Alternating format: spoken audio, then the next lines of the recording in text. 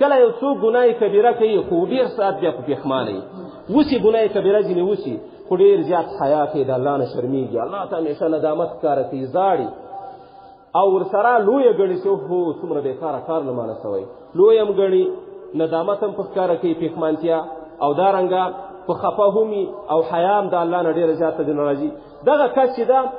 د هغه کس په مقابل کې چې ګناه صغیره کوي وړوکې ګناه کوي او وایي خو دا ګناه صغیره ده پروا نه لري سپکه یې ګڼي وړکې یې ګڼي لویه نه ګڼي او د الله نه حیا هم نه کوي پروا هم نه ساتي خو ګناه صغیره ده څه پروا لري خو وسوه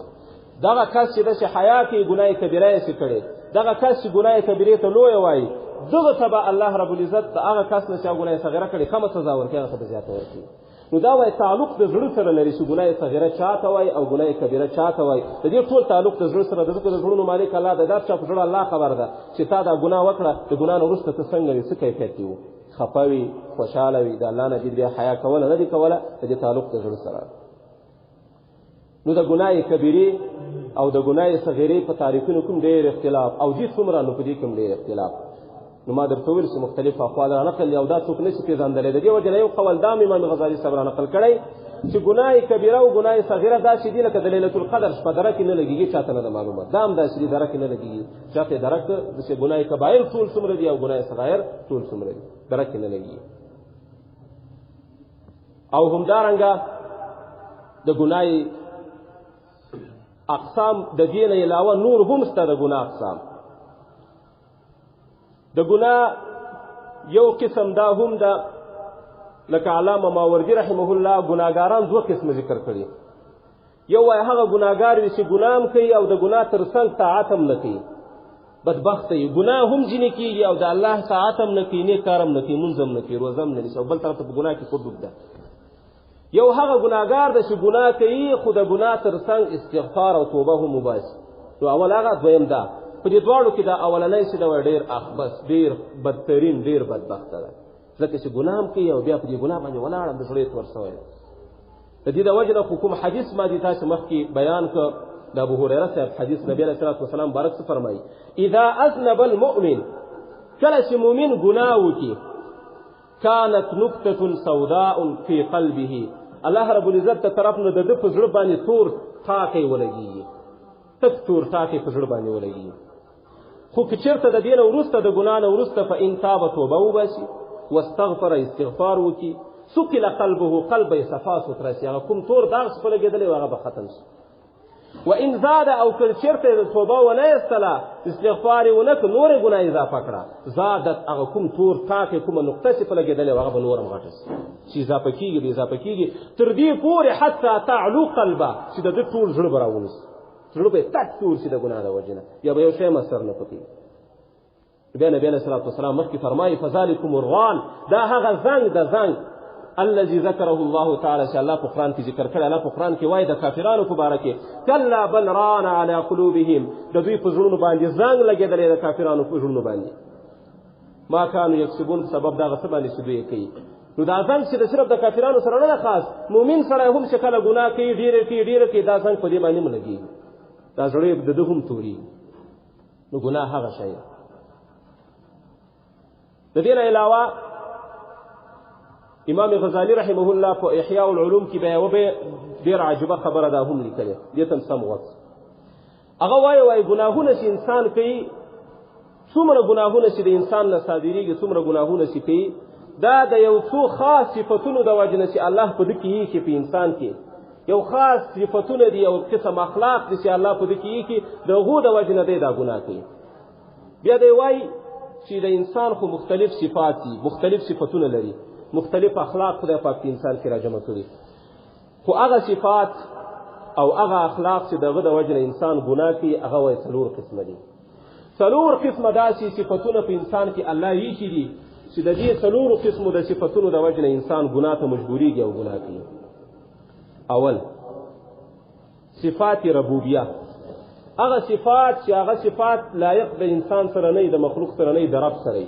دغه صفات هم الله رب العزت په انسان کې ایښي او د دې د صفاتو د وجې نه انسان کله کله ګناه کوي هغه کوم ګناهونه دي کبر تکبر کول لویي کول لویي د چا سره کوي الله سره رب سره فخر کول بس زیم دارنګه حب المدح والثناء د ځان مدح او تعریف خوښول چې خلک دې ما تعریف وکړي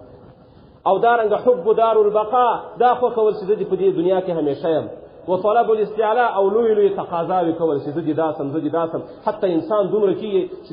لکه فرعون چې ویلي انا ربکم الاعلی تر دې پورې رسېږي دا صفت تر دې پورې رسېږي اخر کې د خدای دعوا هم کوي نو کبر فخر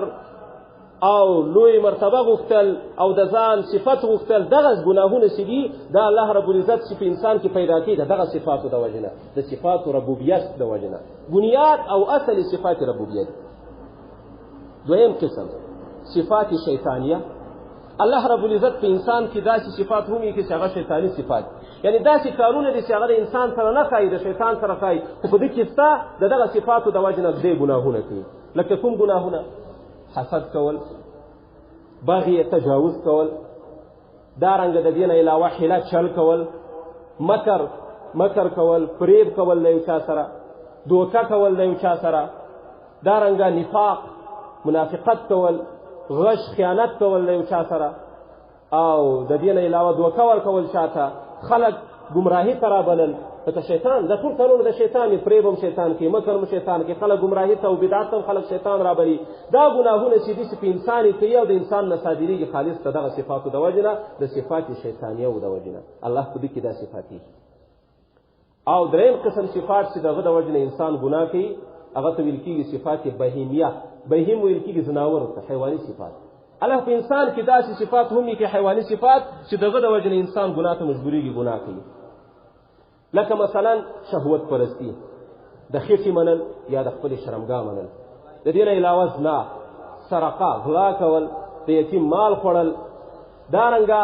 مال را جمع کول به صرف را جمع کول دې ته نه کتل چې کومه طریقې را جمع کول لکه حیوانات دا صفات چې دي دا ګناهونه چې دي دا ټول د دې ګناهونو جرړه د دې ګناهونو اصل د دې ګناهونو بنیاد دغه صفاتي بهیمیت او دارنګه څلورم اخرنی صفات چې الله په انسان کې دغه د وجه نه ګناه کوي هغه ویل کېږي صفات سبوعیه سبوع ویل کېږي هغه حیوانات چې درنده وي خوړل کوي عمله کوي لکه زمری او غیره دا چې صفات هم الله په انسان کې چې د دې د وجه نه دی ګناه کوي دا چې به لکه غصه کول د دې نه علاوه لکه حقد کینه کول ضد کول او دارنګه د دې نه علاوه یو څوک وهل مسلمان وهل ټکول قتل مسلمان قتلول غصب د یو چا مال غصب کول د یتیم مال خوړل دا ټول ګناهونه چې دي د دې تعلق د اخرنۍ قسم صفاتو سره ده دا د سبوعیه د هغه حیواناتو کار د کوم چې درندګان دي امام غزالی صاحب وايي انسان څومره ګناهونه چې کوي په دغه څلور قسم صفاتو کې راګرځي دغه څلور قسم صفاتو د وجه نه دی ګناهونه کوي بیا دا ګناهونه چې دا ټول ګناهونه بیا کله حمله په زړه کوي لکه کفر کول بدعت کول فسق کول کله حمله په غوګونو کوي د غوګونو د وجه نه ګناه کوي کله حمله په سترګو کوي کله حمله په زړه کوي کله حمله په لاسونو کوي کله حمله په پښو کوي کله حمله په ټول بدن باندې کوي دا چې ګناهونه هم شته الله دې تاسو وسه نو په انسان کې څومره دا ګناهونه چې دی کوي امام غزالی صاحب په احیاء العلوم کې وایي چې دغه څلور صفات دا چې دي چې د دې څلورو صفاتو د وجه نه انسان ګناهګار دا ګناهونه کوي یعنی دا اصول د ګناهونو دي بنیادونه د ګناهونو دي د دې نه علاوه یو دا خبره هم کوي وایي ګناه چې دا په دوه قسمه ده بل قسم نه یو هغه ګناه ده چې د بنده او د الله تر مابین وي دا نور بندگانو د حق تعلق نه یې سره لکه لمونځ نه کول روزه نه نیول د الله حکم نه منل دا هغه ګناهونه دي چې تعلق د چا سره ده د بنده او د الله تر مابین یو هغه ګناهونه دي چې دغه تعلق د حقوق العباد سره ده د بندگانو حقونه ور سره متعلق دي لکه زکات نه ورکول ځکه د بنده حق ده سره لکه یو څوک قتلول لکه بنده حق ختم کزای دي لکه یو د چا مال غصب کول د یتیم مال خوړل دا ګناهونه چې دي د دې تعلق د حقوق العباد سره ده د امام غزالی صاحب وایي دا اول قسم ګناهونه چې دي وایي په دې کې امید ډیر څه خدای به درته معاف کړي د معافي امید ډیر څه ځکه چې الله دې تاسو ما بیان معاملې ده خو دا دویم قسم ګناهونه چې دي چې د دې تعلق د بندگانو د حقوقو سره دي د دې وایي بغیر د غنه چې معافي دي نه غواړي بغیر بنده ته چې درته خپل حق ورنه کې د معافي امید نشته په دې معافي خدای پاتې نه دی حدیث مرا نقل کړی وایي الدواوین ثلاثه دا د ګناهونو رجستر چې دي کوم رجستر په کوم کتابچو کې چې لیکل کېږي دا وایي درې قسم دي دیوان یغفر یو هغه رجسټر د ګناهونو چې الله مغفرت ورته کوي، یعنی هغه ګناهونه چې اول قسم چې تعلق د الله او د بنده تر مابین لمونځ نه کول دا وغیره. دیوان لا یغفر، یو هغه رجسټر ته چې الله کله بخښش نه ورته کوي، د دې نه مراد شرک ده. شرک دومره بیکاره ګناه ده، دومره بیکاره ګناه چې الله په قرآن کې وایي ان الله لا یغفر ان یشرک به، الله بالکل مشرک سړي ته بخښنه نه کوي، ویغفر ما دون ذلک، د دې علاوه نور ګناهونه بخي، خو شرک الله رب العزت نه بخي. نو یو هغه رجسټر ده چې بالکل بخښنه نه ورته کوي، د دې نه مراد شرک. دریم قسم رجسټر، دریم قسم کتابچه د ګناهونو. و دیوان لا یترک، هغه دیوان د هغه رجسټر د چې په کار نه دی سړی پرېږدي، د دې نه مراد حقوق العباد دي، یعنی که د چا نه کوتاهي شوې و نقصان شوی و په حقوق العبادو کې، نو د دې له وجې ده ته په کار ده چې ورسي هغه کس ته معافي ځینې وغواړي، که مال یې ضایع کړی و، مال یې ورته تلف کړی و، پیسې شی دې درته ورکړي، نو دا هغه دیوانونه دي. درې قسم رجسټر دي چې موږ تاسو ګناهونه کې لیکل کېږي. الله دې موږ تاسو وساتي. د دې نه علاوه د ګناه اضرار ډېر زیات دي. که تاسو فکر ورته وکړئ، ګناه تقریبا 25 ضررونه لري. نن سبا خلک ډېر پریشانه دي، ټینشن ده، مشکل ده، کار مې نه ده برابر، زړه مې په تنګ ده، کور کې په تنګ یم، عیال سره په تنګ یم، عیال مې تابعداري نه کوي، بچیان مې اوښتي دي، داسې سوي داسې سوي، دا مشکل ده. د دې ټولو سبب سره واحد هغه ګناه ده. علماو لیکلي دي د ګناه اضرار را جمع کړي دي. څوک چې ګناهګار وي، څوک چې ګناه کوي، اول ضرر یې دا ده حرمان العلم، الله یې د علم نه محروم کوي، علم نه ورکوي. ځکه علم رڼا ده، علم الله رب العزت په زړه کې یو رڼا چې یو څوک چې ګناه کوي هغه ګناه رڼا ختموي، نه پرېږدي. ګناه چې د تیاره ده او علم رڼا ده، تیاره خو د رڼا ضد ده، چېرته رڼا پرېږدي؟ نو څوک چې ګناهګار وي اول ضرر یې دا ده الله یې د علم نه محروموي، علم نه ورکوي. دویم قسم ضرر، څوک چې ګناهګار حرمان الرزق، الله روزي نه ورکوي، الله روزي او رزق نه ورکوي ګناهګار سړي ته. ولې؟ ځکه تقوا چې دا سبب د حصول د رزق د څوک چې تقوادار الله رزق ورکوي، د دې په مقابل کې څوک چې ګناهګار هغه بیا ختمونکی د رزق ده، هغه بیا رزق نه ختموي، الله رب العزت نه ورکوي. دویم ضرر دا. بل ضرر دا د حرمان الطاعه، څوک چې ګناهګار وي الله د طاعت نه محروموي، مونځ یې زړه نه کېږي، روزیت یې زړه نه کېږي، زکات یې زړه نه کېږي، کوم چې طاعت وي، کومه چې بندګي وي، الله یې د دې نه محروموي، نه شي کولی، توفیق نه ورکوي. او یو ضرر دا هم د محترمو، کوم کس چې ګناهګار وي، په بدن کې به هم کمزوري وي، او دارنګه په زړه کې به هم، زړه به هم کمزوری وي، بدن به هم کمزوری وي، همیشه به شکایت کوي په دې مرض اخته یم، په دې مرض اخته یم. ګناه پرېږده، جوړ روغ اوسه. دارنګه یو ضرر د ګناه هم دا ده، څوک چې ګناهګار وي عمر به یې کم وي، تقصیر العمر، عمر به یې زیات نه وي په دې دنیا کې. او دارنګه محق البرکه، د ده په شیانو کې به الله برکت ختموي، یو شي کې به برکت نه وي، په مال کې به برکت نه وي، هر شی به راوړي ختم، برکت په ختمېږي. دا هم د ګناه څومره لوی ضرر. دارنګه کوم کس وایي چې ګناهګار وي، الله رب العزت به د ګناه اراده د ده قوي کوي، او د توبې اراده به یې ضعیفه کوي، تر دې پورې چې اخر به خدای دې وساتي د توبې اراده به ختمه کړي، یو وخت بالکل به په زړه کې د توبې اراده هم نه راځي، بس ککړ پکړ، کومه چې حدیث کې تېر کړو، زړه به یې تک توز. دا څومره لوی ضرر. دارنګه د ګناه د وجې نه مخکیني قومونه څومره چې هلاک شوي، هغه میراث ده،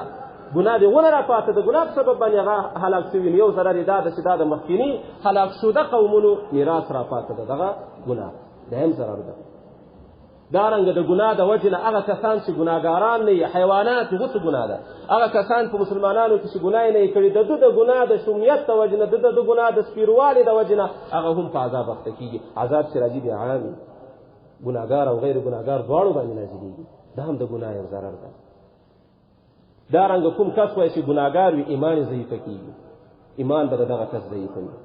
دارنګه کوم کس چې ګناهګار وي، په ځمکه کې به فساد راځي، اوبه به په خپل حالت نه وي، هوا به په خپل حالت نه وي، باران به په خپل حالت نه وي، حیوانات هر شي کې به فساد راځي. ځکه دا د قرآن وعده ده، ظهر الفساد فی البر والبحر بما کسبت ایدي الناس، ښکاره شوی د فساد په ځمکه او په وچه کې. ولې؟ په سبب د خلکو د عملونو، ځکه خلکو عملونه خراب دي. نن سبا د هر څه چې دي اعمالکم عمالکم، د تاسې عملونه په تاسې باندې بوج دي، دا ټول زموږ عملونه دي، په هر څه کې اخته دي.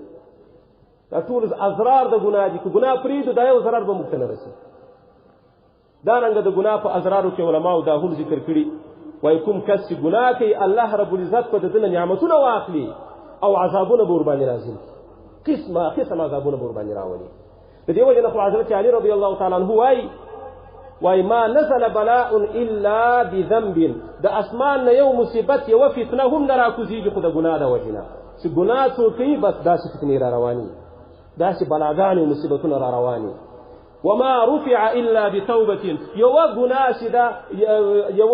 یو بلا یو مصیبت هم بیرته نه اوچتېږي خو په توبې سره اوچتېږي څوک بیا چې توبه وباسي او کوم مصیبتونه چې راغلي وو کومې بلاګانې چې راغلي وي هغه بیا ختمېږي نو د ګناه یو ضرر دا هم ده چې د ګناه په سبب سره به مصیبتونه راځي بلاګانې به راځي قسمه قسم تکالیف به راځي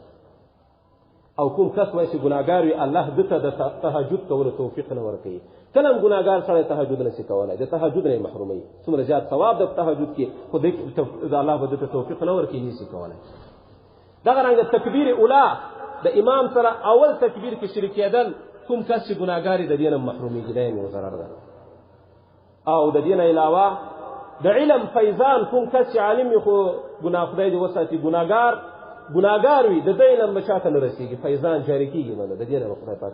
ده ته دا ضرر ورسوي او دارنګه کوم کس چې ګناهګار وي خبرې به یې اثر نه کوي تمام ورځ به غږېږي خو هېڅ اثر به خبرو کې د ده نه وي ساره خبره ده او دارنګه د دې نه علاوه کوم کس چې ګناهګار وي حافظه یې وایي کمزوري کېږي حافظه د بالکل ذهني کمزوري کېږي حافظه یې کمزوري کېږي د دې وجه نه امام شافعي رحمه الله خپل استاد وکیع ابن جراح ته شکایت وکړه په اشعارو کې شکایت ورته کړی چې حافظه مې کمزوره ده شکوت الى وکیع من سوء حفظي امام شافعي صاحب وایي خپل استاد وکیع ابن جراح ته مې د خپلې حافظې د کمزوري شکایت وکړي چې حافظه مې کمزوري ده ولې فاوصاني الى ترك المعاصي د ما استاد محترم ما ته وصیت وکړي چې ګناهونه پرېږده ګناه پرېږده خپله به دې حافظه مضبوطه شي او جوړه به شي او بیا دا هم راته ویل وارشدني بان العلم نور هدایت راته وکړي چې علم یو رڼا ده ونور الله لا يعطى لعاصي او دغه رڼا الله رب العزت عاصي ته او ګناهګار ته نه پور نصیب کوي دغه هغه اضرار د ګناه ډېر خطرناک ضررونه خو بل طرف ته نه امیده کېږي ما چې الله له طرفه رحم هم شته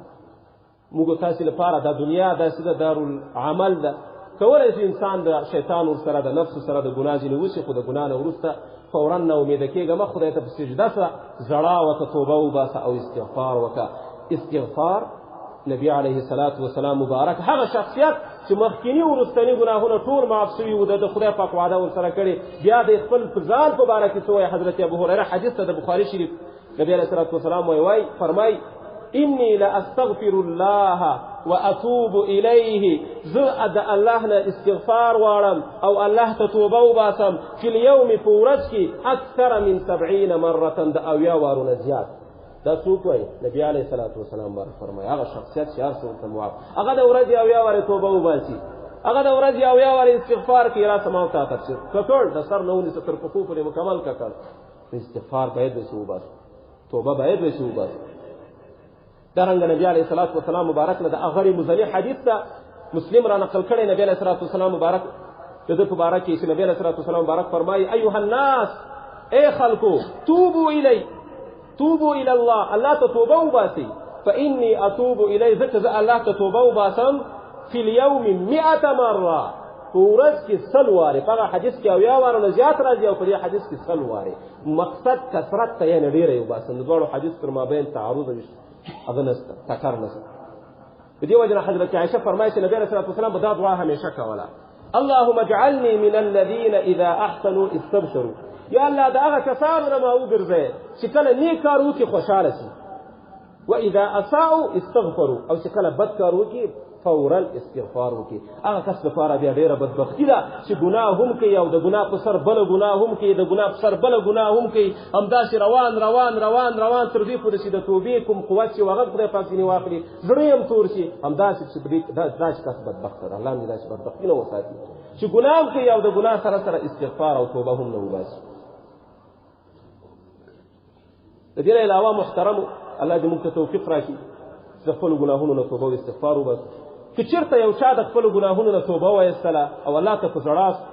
او استغفار یې وایست نو د الله له طرفه بیا انعامات هم ډېر زیات دي صرف په توبه ایستلو سره او د ګناه په نه کولو سره الله رب العزت مسلمان ته 15 انعام ورکوي 15 په قرآن کې د دې وعده ده سورة طلاق کې اول انعام ومن يتق الله يجعل له من امره يسرا څوک چې د الله نه ډارېږي یعنې ګناه نه کوي الله رب العزت په د کار اسانه کړي. نن سبا ټول پریشان او کار مې سخت دا کار نه کېږي، ټول کارونه باندې مخکې نه ځي. تیاره نسخه له موږ سره ستا خو د استعمالولو ولا یې څوک نسته. هغه نسخه دا ده ته توبه وباسه، ته ګناه پرېږده، فورا د الله وعده ده یجعل له من امره یسرا، چې د تا دا کوم کار چې دا به درته اسانه کړم، اشتي اسانه کوي، هېڅ د پرېشاني خبره نه ده. یو انعام. دویم انعام، څوک چې ګناه پرېږدي او تقوادار وي، الله رب العزت بله وعده مو سره کوي، ومن یتق الله یجعل له مخرجا. څوک چې ځان د ګناه نه وساتي، یجعل له مخرج، الله رب العزت په دته د نجات لاره راوباسي. نن سبا خلک ډېر پریشانه دي، پریشاني مې ده، مصیبت مې ده، بیماری ده، مرض ده، ټینشن ده، تکلیف ده، نه خلاصېږم جینۍ. ولې خو علاج شته. موږ وایو تاسو که مرض د ګناه مرض ده، د مرض سره علاج هم ذکر شوی، خو قرآن کې علاج ده. ومن یتق الله یجعل له مخرجا. ته ګناه پرېږده، فورا به د تا مشکل، فورا به د تا ټینشن او د تا مصیبت او هر څه مکمل به ختم شي، ځکه د الله وعده ده. نو دویمه انعام دا ده چې الله له طرفه څوک چې ګناه پرېږدي، الله رب العزت په هغه باندې څه کوي؟ ومن یتق الله یجعل له مخرجا، د نجات لار ورته راوباسي، کار یې ورته اسانه کوي. او د دې نه علاوه درېیم انعام، ويرزقه من حيث لا يحتسب. نن سبا ټول پریشانه دي، معاشي مسله، ټول وایي د کوم ځای وګټم، څنګه یې وګټم، ټول په دې کې پریشانه دي، د رزق او د روزي خبره. الله رب العزت څه فرمایي؟ ويرزقه من حيث لا يحتسب. څوک چې ګناه پرېږدي، تقوا اختیار کړي، الله به د داسې جنه روزي ورکړي چې په ګمان کې به هم د ده نه وي، ستا د کوم جنه راکړه. نو که چېرته تاسو غواړئ چې الله روزي راکړي، په وخت راکړي، د پریشاني خبر نه ده، ګناه پرېږده، فورا به الله رب العزت تا ته روزي درکړي. د دې وجه نه امام ابو حنیفه چې موږ وایو تاسې امام ابو حنیفه رحمه الله په باره کې راځي یو مختصر واقعه. دی وایي چې کله وفات سو، دی تجار و، د تجارت په کپړو کاوه، د رخ تجارت یې کاوه، تقریبا 40 فکریانې د دې وې، او تقریبا یو فکري و، خو 40 خادمانو پکې، تجارانو، مزدوران کار به کې کاوه. دی چې کله وفات سو، د ده په خزانه کې وایي 50 کروړه پیسې پاتې سو، دومره پیسې وې. خو دا د کوم ځای نه دومره لوی امام، دومره ډېر مصروفه د کوم ځای نه یې کړی؟ ټول د تقوا برکت و. تقوا ته یې راسي د امام صاحب څنګه تقوا وه. د امام صاحب شاګرد وایي یو وخت کې امام ابو حنیفه رحمه الله د ماسپښین د لمانځه دپاره روان و جومات ته، اودس یې کړی و، په لاره باندې روان دی، ډېره سخته ګرمي ده، په لاره دا د کورونو چې کوم سوري دي په دې سوري کې ځي، داسې روان ده. خو یو کور ته چې ورسېد، د هغه کور نه بچ په ګرمي کې په لمر کې روان شو. شاګرد پوښتنه وکړه چې استاد محترم عجیبه کار دی، تر اوسه په سوري کې روانې دي، کورو ته سور په مخ کې ترې، خو اوس مشتې لمر ته راووتې، ولې اخر وجه څه ده؟ وایي دا مې ځکه وکړه چې دا کوم کور چې د ده د سوري مخ ته زه تېر نه سوم، دغه د ما مقروض و، د ما قرض ورباندې باندې و. او نبی علیه الصلاة والسلام مبارک فرمایي کل قرض جر نفعا فهو ربا. هر هغه قرض چې سړی نفع ځینې اوچته کړي، یعنې زما په تا باندې قرض باندې ده او بیا زه له تا نه نفع اوچتوم، دا یو قسم بل قسم، نو دا سود ده. نبی علیه الصلاة والسلام فرمایي نو زه وایي وډار شوم چې خدایه مه کړي داسې نه، تقوا ته ګوري د امام صاحب، داسې نه چې دغه سوری د ده د کور د دې نه زه فایده اوچته کړم او په دغه حدیث لاندې راسم، د دغه وعید نه لاندې راسم چې زه د دې نه بچتم، د دې په خاطر باندې دغه مقروض د سوري مخې ته م تېر نه سوم، ځان مې ځینې بچ. دا د امام صاحب تقوا وه، دغه د تقوا برکت و چې امام ابو حنیفه صاحب ته په دنیا کې هم الله رب العزت ډېر مال ورکړی و. نو درېیم انعام چې الله رب العزت هغه کس باندې کوي چې ګناه پرېږدي، هغه څه ده؟ رزق به ورکوي، د داسې جنس چې په ګمان کې به یې نه وي. څلورم انعام هغه اخروي انعام ده، په آخرت کې الله فرمایي ومن یتق الله یکفر عنه سیئاته. هر څوک دا غواړي چې آخرت کې په داسې طریقې باندې پیش شم چې یو ګناه له ما سره نه وي. هر څوک دا غواړي که نه، یعنې بلکل د ګناه نه پاک یم. که دا غواړي نو الله څه فرمایي؟ ومن یتق الله، څوک چې تقوا کوي، ځان د ګناه نه بچ کوي، یکفر عنه سیئاته، الله به د ده ګناهونه ټول ونړوي، ختم به یې کړي. نه، د ګناه په پرېښودلو سره یو لوی انعام دا ده چې الله د مخکیني ګناهونه ټول ختموي. دا په آخرت کې ګټه، په آخرت کې انعام. او یو بل انعام، اخرنی انعام، پنځم انعام په آخرت کې چې الله رب العزت د هغه کس لپاره ورکوي چې چا ګناه پرېږدي، هغه ویعظم له اجرا. پنځم انعام دا ده چې الله به د قیامت په ورځ ده ته ډېر ثواب ورکړي. هر څوک دا غواړي چې د قیامت په ورځ ما ډېر اجرونه وي، ډېر ثواب وي. که غواړې دا نو ګناه پرېږده، د قیامت په ورځ به الله رب العزت تا ته ډېر اجر او ثواب درکړي. تاسو وګورئ یو معمولي کار، یو کار چې ګناه پرېښودل دي، د دې په سبب باندې الله 15 غټ غټ انعامات تا ته درکوي، 15 غټ غټ انعامات.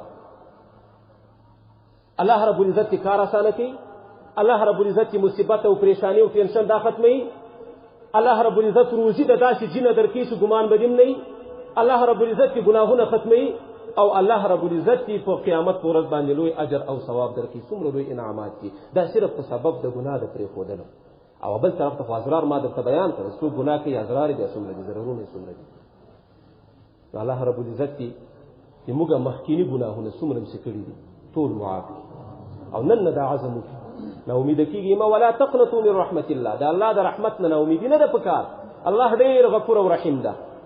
نو تاسو نن نه د عزم وکړئ چې کوم ګناهونه موږ نه سوي دي الله ته په سجده سي الله ته وزاړئ الله ته زارۍ وکړئ او د الله نه دا وغواړئ چې یا الله نن وعده در سره کوم عهد در سره کوم چې د نن ورځې نه وروسته به زه بله ګناه نه کوم او دا کومه ګناه چې ما کړې دا راته معاف کا په دې باندې پښیمانه یم آینده مې وعده ده در سره بیا به دا ګناه نه کوم انشاءالله دا اراده ده که نه ټول به دا عزم کوم الله رب العزت دې زموږ ګناهونه معاف کړي ربنا لا تزغ قلوبنا بعد إذ هديتنا وهب لنا من لدنك